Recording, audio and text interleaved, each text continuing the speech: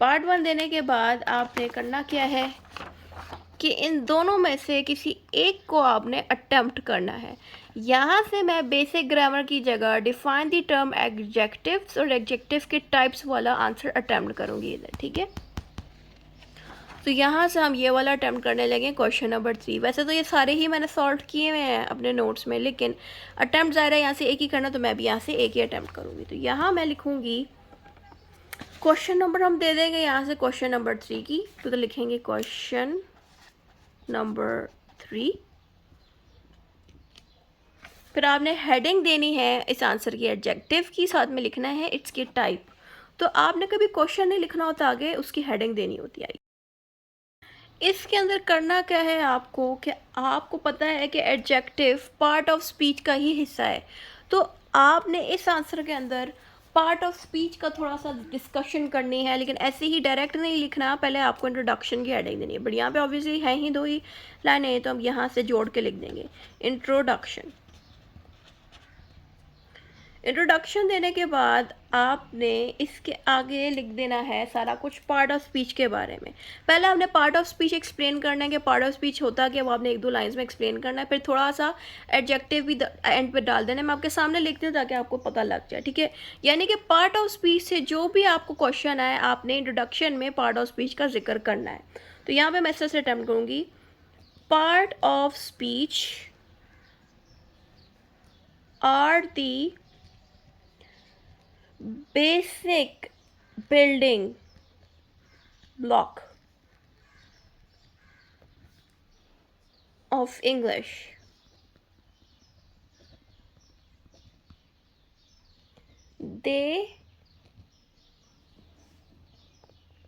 They group words, यानी कि part of speech जो है वो एक बुनियाद रखती है इंग्लिश की, ठीक है। इसी ने ऑफ कोर्स इंग्लिश की बुनियाद रखी, और इसी के अंदर पार्ट ऑफ स्पीच के अंदर कुछ ऐसे वर्ड्स के ग्रुप्स हैं जिनकी मदद से हम एक सेंटेंस को कंप्लीट कर सकते हैं।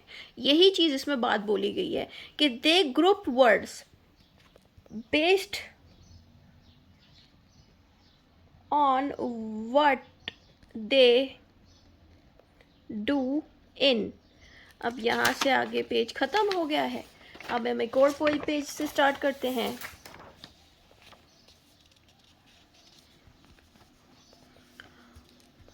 सेंटेंस,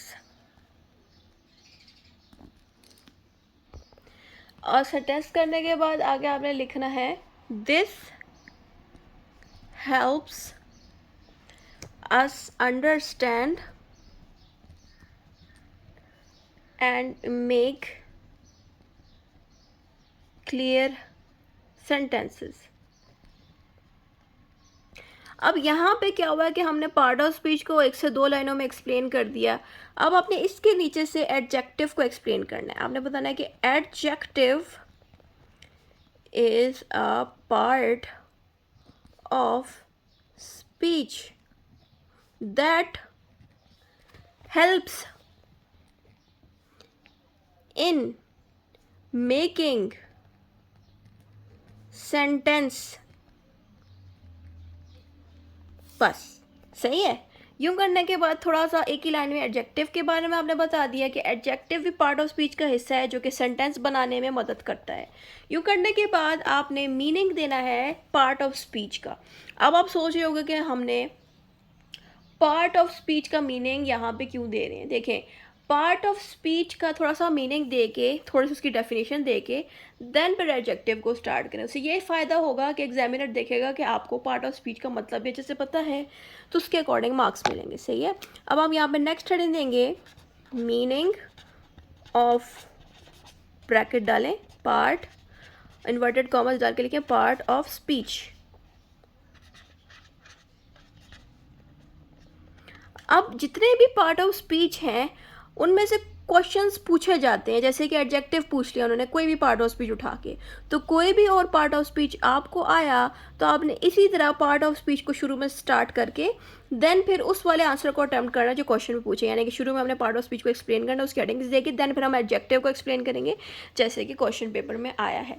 अब हमने मीनिंग देने के बाद इसके नीचे से यहाँ से लिखना है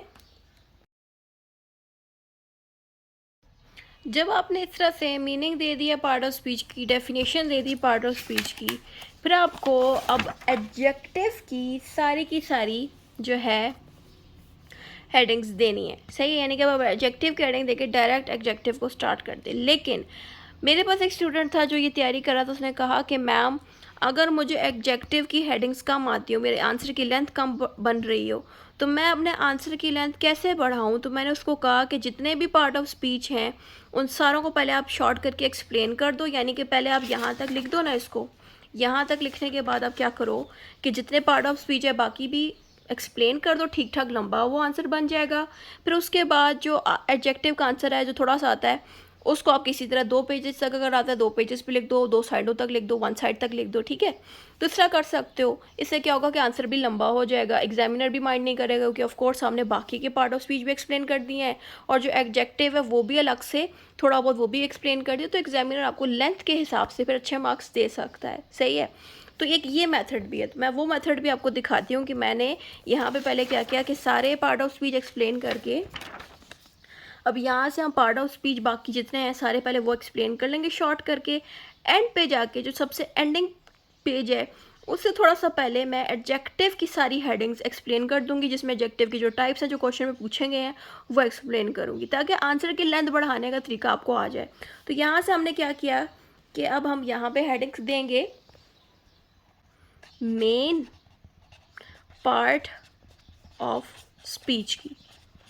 अब इधर से क्या होगा कि जितने भी पार्ट ऑफ स्पीच हैं शॉर्ट करके हम एक्सप्लेन करेंगे ताकि आंसर की लेंथ में हेल्प हो सके। तो मैं सारे पार्ट ऑफ स्पीच आपके सामने इस पे लिखती हूँ।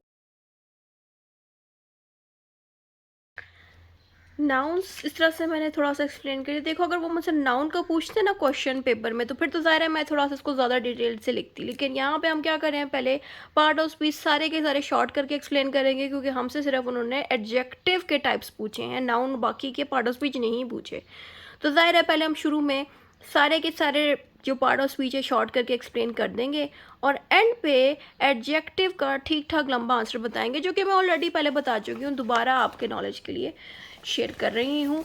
अब हम यहाँ से सेकंड वाला पार्ट ऑफ स्पीच स्टार्ट करेंगे। यहाँ पे मैं सारे के सारे पार्ट ऑफ स्पीच एग्जाम्पल और सेंटेंस के साथ एक्सप्लेन कर दूँगी, एक एक लाइन में गैप भी दूँगी ताकि ज़्यादा फैल के लिखा जा सके, ताकि ज़्यादा शीटें कवर हो सकें। अब यहाँ से आगे हमने प्रॉपरली एडजेक्टिव को एक्सप्लेन करना है। पहले हमने क्या किया कि सारे जितने भी पार्ट ऑफ स्पीच हैं उनको शॉर्ट करके एक्सप्लेन कर दिया। अब इससे आगे हमने एडजेक्टिव्स को लिखना है, क्योंकि एडजेक्टिव के ऊपर सवाल आया है। तो यहाँ से हमने दोबारा से हेडिंग देनी है इधर, वही सेम जो हमने सबसे स्टार्ट में दी थी, वो थी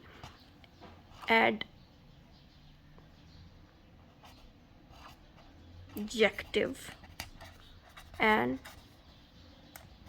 its types. Adjective and its types.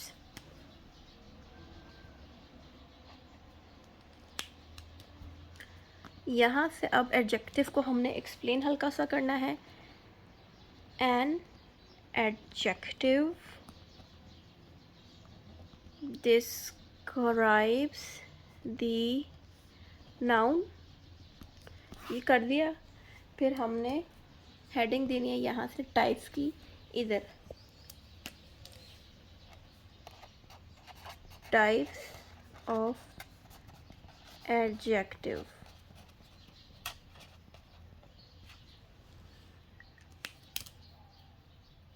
Types के अंदर आपने सारे टाइप्स लिखने हैं।